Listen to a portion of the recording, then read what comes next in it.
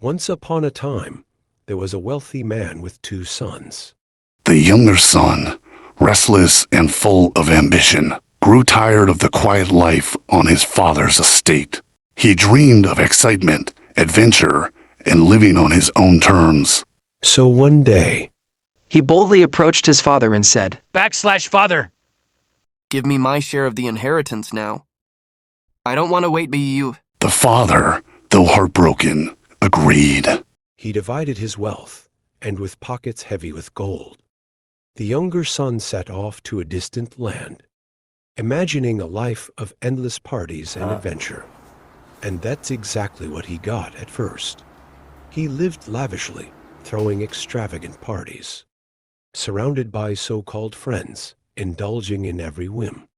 The music was always loud, the wine never stopped flowing, and life seemed like one big celebration. But as you might have guessed, this lifestyle quickly drained his fortune. Soon enough, the young man was penniless. To make matters worse, a severe famine struck the land, and suddenly, no one had time for parties. His so-called friends disappeared, and he found himself alone and hungry. Desperate, the young man took a job feeding pigs, work he never could have imagined doing. The stench, the filth, and the loneliness weighed on him. One day, while staring at the pig slop and wishing he could eat it, a realization hit him like lightning.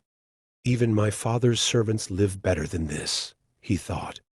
They have food, shelter, and dignity. What am I doing here? I'll go back to my father, admit I was wrong, and ask to work as one of his servants. And so the once proud young man began the long journey home, rehearsing his apology the whole way. Father, I have sinned against heaven and against you. I am no longer worthy to be called your son. Make me like one of your servants. His father had been watching the horizon every day, hoping, waiting for his son's return. And one day, while the father was out, he saw a familiar figure in the distance. It was his son. Overcome with joy, the father ran to meet him. Before the young man could even finish his prepared speech, his father hugged him tightly, tears in his eyes. Bring the best robe, put a ring on his finger, and sandals on his feet. He shouted to the servants, Prepare a feast, for my son was dead, and now he is alive again. He was lost, and now he is found.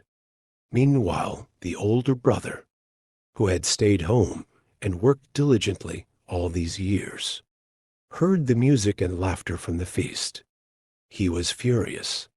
All these years I've slaved for you, he told his father, and you never threw a party for me. But this son of yours squanders your money, and you celebrate him? The father, still full of love, said, My son, you are always with me, and everything I have is yours. But we had to celebrate and be glad, because this brother of yours was dead and is alive again. He was lost and now is found. And so the celebration continued, with the younger son restored, the father's love proven to be unconditional.